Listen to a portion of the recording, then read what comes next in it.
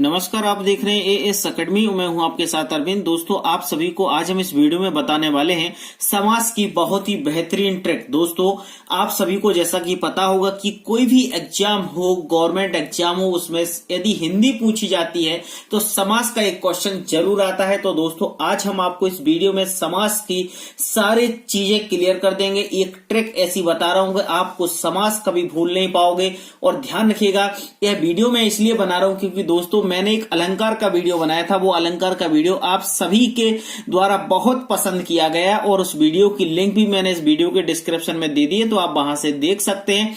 और दोस्तों, उसी की डिमांड के ऊपर हमने इस समास का ट्रिक बनाया हुआ है, समास का वीडियो बनाया है। तो दोस्तों, आप सभी को मुझे विश्वास है कि पसंद आएगा। और दोस्तों, वीडियो पसंद आए तो वीडियो को अधिक से अधिक शेयर करते रहेगा। तो चलिए दोस्तों, हम स्टार्ट करते हैं समास की ट्रिक।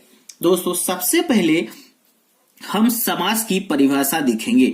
अब आप सभी को पता होगा कि समास किसे कहते हैं। तो ध्यान रखिएगा, दो या दो से अधिक सार्थक, यानी दो या दो से अधिक, या तो दो हो या दो से अधिक हो, दो या दो से अधिक सार्थक शब्दों के मेल से बने नए शब्द को समास कहते हैं। ध्यान रखिएगा, या तो दो शब्द हो या फिर दो से अधिक हो, या तीन हो, चार हो, पांच, जो भी हो, दो या दो से अधिक सार्थक शब्दों के मेल से बने नए शब्द को समास कहते हैं। ठीक है, ये परिभाषा हो गई।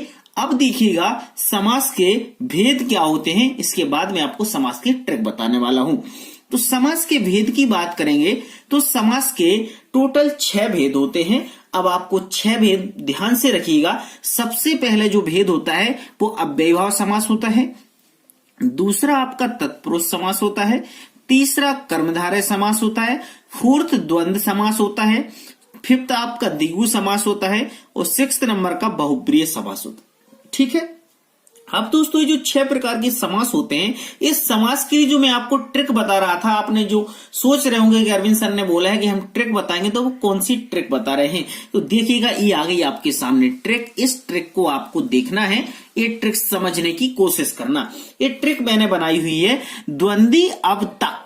द्वंद्वी अब तक मतलब यदि आप इसको अलग अलग शब्दों में, अलग अलग वर्णों में डिवाइड कर दोगे, अक्षरों में डिवाइड कर दोगे, तो देखिएगा द अलग हो जाएगा, है ना, दी अलग हो जाएगा। तो द और दी से बन जाएगा द्वंद्वी, आ और वा से बन जाएगा आपका अब, और ता और का से बन जाएगा तक, यानी द्वंद्वी अब तक। ठीक है, तो दू है उससे द्वंद्व समास होगा, दी से आपका द्विगु समास होगा, आ से आपका अव्ययीभाव समास होगा, बा से बहुब्रीहि समास होगा, ता से तत्पुरुष समास होगा, और का से आपका कर्मधारय समास होगा। ठीक है, तो ये बात बिल्कुल आप लोग समझ गए होंगे। आपको क्या याद रखना है, द्वंद्वी अब तक। द्वंद्वी अब तक यदि आपने ध्यान रख लिया तो सारे समास आपको क्लियर हो जाएंगे। आपको इसी ट्रिक के माध्यम से पढ़ना है। ठीक है, चलिए अब हम समास के एक एक भेद को एक्सप्लेन कर लेते हैं कि कौन सा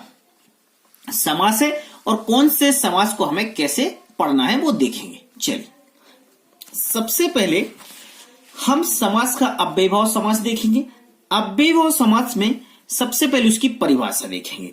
तो ध्यान रखिएगा, अव्ययीभाव समास में आपको एक बात याद रखना है, सबसे सीधी सिंपल बात, कि जिन शब्दों के प्रारंभ में, यानी उसके प्रथम शब्द जब स्टार्ट होता है, उसके प्रथम में या उसके प्रारंभ में उपसर्ग लगा हो। अब आपको उपसर्ग तो पता होता है, उपसर्ग लगा हो उसे अव्ययीभाव समास कहते हैं। यदि कोई भी शब्द होता है उसके प्रारंभ में यदि अव्यय उपसर्ग लगा है तो उसमें अव्ययीभाव समास होगा। आपको आंख बंद करके उसमें क्या लगा देना है, अव्ययीभाव समास।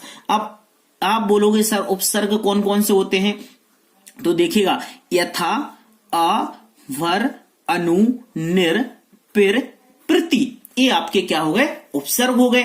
तो ध्यान रखिएगा, जिन शब्दों के प्रारंभ में यदि ये शब्द लगे हैं तो आपका उधर पे अव्ययीभाव समास होगा। इस बात का आपको ध्यान रखना है। चलिए हम उदाहरण देखेंगे, जैसे कि देखो, यथा संभव। अब इधर पे क्या लगा, ये यथा लगा। यथा मतलब ये क्या हो गया, आपका उपसर्ग हो गया। तो इसमें कौन सा समास होगा, अव्ययीभाव समास होगा। यथा धन संभव, विग्रह कर दिया, जैसा संभव हो। क्लियर। अनुरूप मतलब अनुधन रूप, देखिएगा अनुरूप इधर पे क्या आ गया, उपसर्ग आ गया, रूप के योग। नेक्स्ट है अजन्म यानी अधन जन्म, तो देखिएगा आ क्या हो गया आपका, उपसर्ग हो गया, जन्म से लेकर।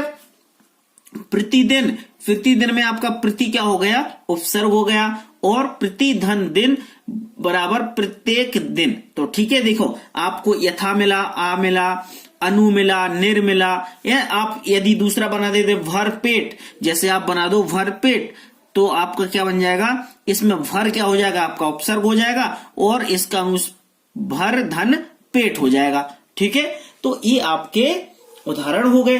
तो ध्यान रखिएगा, जिन शब्दों के प्रारंभ में यथा, अ, वर, अनु, निर, फिर प्रति आए, ये उपसर्ग आए, उधर पे आपका अव्ययीभाव समास होता है। ठीक है, चलिए नेक्स्ट देखेंगे अब हम तत्पुरुष समास। तत्पुरुष समास में भी काफी लोगों को कंफ्यूजन होता है, लेकिन हम फिर से देख लेते हैं। तत्पुरुष समास को विग्रह करने पर ध्यान रखिएगा, इस कारक चिन्ह का लोप हो जाता है।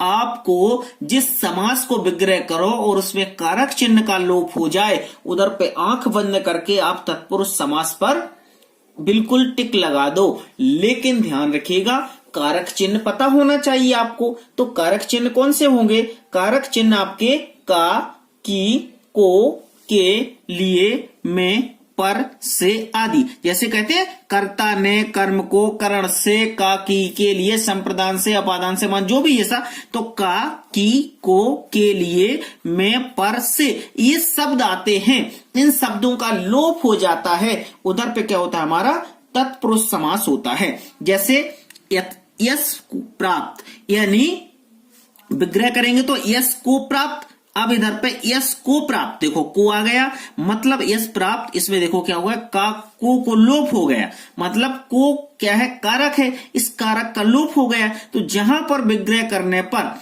क्या होता है, कारक चिन्ह का लोप हो जाता है, उधर पे हम क्या कहते हैं, तत्पुरुष समास कहते हैं। मन चाहा, इसका क्या होगा, मन से चाहा, तो देखिएगा से आ गया, मतलब इधर पे कारक चिन्ह का लोप हो रहा है, मन चाहा। यज्ञशाला यानी यज्ञ के लिए शाला, तो देखो के लिए आ गया। राजपुत्र, राजा का पुत्र, इधर पे देखो का कारक आ गया। धर्मवीर, तो क्या हो गया, धर्म में वीर, देखो में कारक हो गया। फिर आप बीती, आप पर बीती, पर आ गया, मतलब ही कारक। तो ध्यान रखिएगा, जिस समास को विग्रह करने पर कारक चिन्ह का लोप हो जाता है, वहां पर आपका क्या होता है, तत्पुरुष समास होता है। ठीक है, चलिए ध्यान दीजिएगा, आप एक चीज में क्लियर कर दूंगा, आप ऐसा ना सोचे कि हमें समझ में नहीं आ रहा, सारी चीजें आपको क्लियर हो जाएंगी। नेक्स्ट देखेंगे कर्मधारय समास। कर्मधारय समास की में देखिएगा ट्रिक आपको ध्यान रखना है, जिस समास में प्रथम पद दूसरे पद की विशेषता बताता है, नॉर्मल सी बात याद रखिएगा, जिस समास में जो प्रथम पद है, मैंने पहला पद दूसरे पद की विशेषता बताता है, उसे हम कर्मधारय समास कहते हैं। या फिर एक बात और ध्यान रखना, नोट में दूसरे पद की तुलना हो या है जो या के समान विग्रह करते समय आए, जब आप विग्रह करो उसमें ये शब्द आए के समान और है जो, तो आपका समझ लो इधर पे क्या है, कर्मधारय समास है। जैसे चरण कमल, कमल के समान, देखो के समान आया, मतलब के समान आ रहा है, मतलब इसमें है कर्मधारय समास। कमल नयन, कमल के समान, मतलब देखो के समान इसमें भी आया, मतलब के समान आ रहा है, मतलब इसमें कर्मधारय समास। चंद्रमुख, चंद्र के समान मुख, देखो के समान इसमें भी आया, मतलब इसमें क्या है, आपका कर्मधारय समास।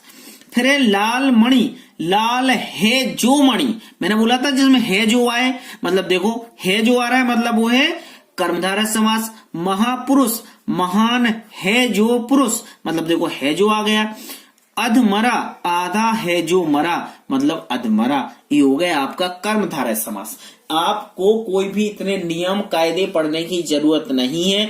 आप देखो, मैं सीधा सिंपल बता रहा हूं, कोई चीज ऐसा नहीं है कि मैं आपको कुछ डीपली बता दूं, कुछ कठिन बता दूं। आप बोलोगे यार क्या समास की ट्रिक बता रहे थे। समास मैं चाहता हूं ऐसे इजी तरीके से समझा दूं कि आपको सारे समास एक बार में समझ में आ जाए। ठीक है, ये कर्मधारय समास समझ गए।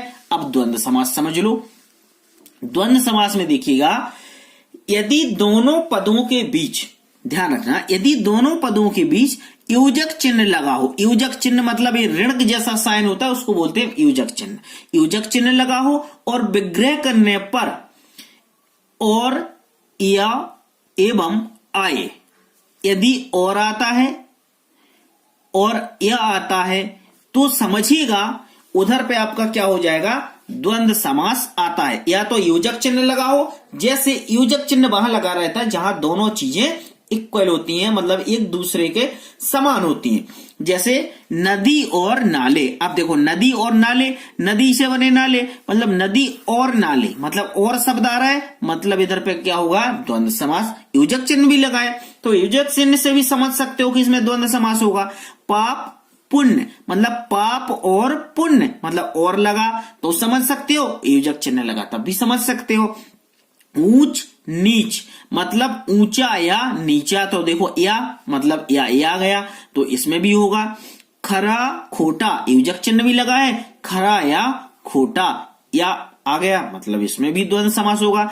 छल कपट, छल और कपट या और आ गया, मतलब योजक चिन्ह भी साथ में लगा। तो या तो आपको योजक चिन्ह लगा हो या फिर आपको और या और आपका आए यानी एवं आए, तो उसमें ध्यान रखिएगा द्वंद्व समास होता है, या तो योजक चिन्ह आए या और आए या फिर या आए। ठीक है, इन बातों को ध्यान रखना है। सिंपल सी बात है, इतना हार्ड कुछ भी नहीं, सिर्फ सिंपल सी बात आप याद करके रखिएगा, आपको सारे समास समझ में आ जाएंगे।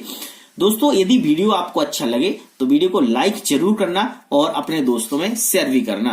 दोस्तों, ये अलंकार का वीडियो जब आपको पसंद आया तो मुझे लगा कि नहीं, आपके लिए जरूर मुझे एक समास का वीडियो बनाना चाहिए, आप सबकी डिमांड थी। अब देखेंगे हम द्विगु समास। द्विगु समास में क्या करना है, जिस समास में प्रथम पद संख्यावाचक हो, कुछ नहीं, सीधा सीधा जिस समास का प्रथम पद संख्यावाचक हो उससे पता चले कि द्विगु समास हो जाता है, जिसमें प्रथम पद संख्यावाचक हो। जैसे उदाहरण देख लेते हैं। दोपहर, मतलब इधर पे क्या आ रहा है, दो पैरों का समूह, दो क्या है, संख्यावाचक, मतलब द्विगु समास है। तिरंगा यानी तीन रंगों का समूह, तीन आ रहा है, मतलब तीन रंगों का समूह, मतलब द्विगु समास। फिर नवरात्र यानी नौ रात्रियों का समूह, मतलब इधर पे नौ क्या है, संख्यावाचक। चौराहा, चार राहों का समूह, यानी चार क्या है, संख्यावाचक। फिर त्रिकोण, तीन कोणों का समूह, यानी तीन क्या है, संख्यावाचक।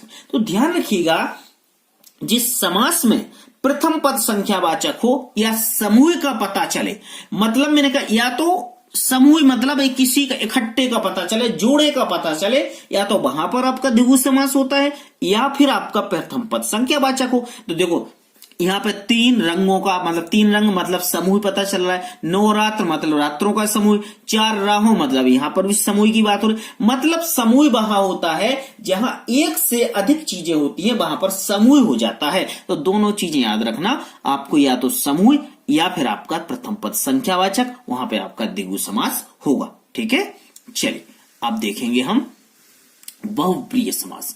बहुप्रिय समास ही बड़ा आईएमपी है, इसको भी अच्छे से समझ लेना है ना। बहुप्रिय समास में क्या करना है, जिस समास में कोई भी पद प्रधान नहीं होता, इसमें क्या होता है, बहुप्रिय समास में कोई भी पद प्रधान नहीं होता है, अर्थात ध्यान रखिएगा कि दोनों पद मिलकर किसी तीसरे पद की ओर संकेत करते हैं, वहां पर क्या होता है, बहुप्रिय समास होता है। इसमें ना तो प्रथम पद प्रधान होता है ना द्वितीय पद प्रधान होता है, ये दोनों पद किसी तीसरे पद की ओर ही संकेत करते हैं। ठीक है, इसमें एक नोट ध्यान रखिएगा, अधिकतर ध्यान रखना, इसमें देवी देवताओं के जो भगवान के नाम से रिलेटेड होता है उसमें अधिकतर बहुप्रिय समास होता है, मतलब इसमें भगवान के नाम ज्यादा आते हैं। ठीक है, जहां भगवान के नाम ज्यादा आए मतलब बात समझिए, वहां पर क्या है, आपका बहुप्रिय समास है। ठीक है, चलिए उदाहरण देखते हैं।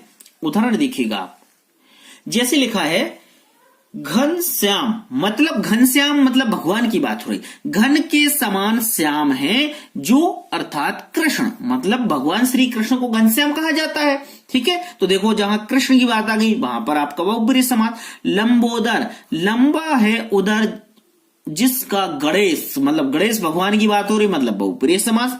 गंगाधर, गंगा को धारण करने वाला, अर्थात शिव, भगवान शिव गंगा को धारण किए हैं इसलिए इनका नाम है गंगाधर, तो मतलब इसमें भी होगा बहुप्रिय समास। दशानन, 10 है आनन जिसके, मतलब 10 शीश है जिसके, अर्थात रावण। ठीक है, मृत्युंजय, मृत्यु को जीतने वाला, यानी शंकर भगवान शिव की बात हो रही। तो ध्यान रखिएगा जहां पर भगवान की बात हो उधर पे अधिकतर आपका बहुप्रिय समास होता है। ठीक है दोस्तों, ये वीडियो हमने समास का पढ़ लिया है। अब मैं आपसे कुछ भी नहीं कहूंगा, है ना, ये नहीं बोलूंगा कि आप चैनल को सब्सक्राइब कर लो। ये चैनल आपका है, आपको सब्सक्राइब करना है और आपका दिल करे तो इस वीडियो को शेयर भी करना, क्योंकि समास का जो ट्रिक था वो हमने बता दिया। इस समास के बहुत ही इजी लैंग्वेज में हमने बताने की कोशिश की। यदि यह वीडियो आपको अच्छा लगे तो वीडियो को लाइक करें, शेयर करें और चैनल पर न्यू हैं तो चैनल को सब्सक्राइब जरूर करें।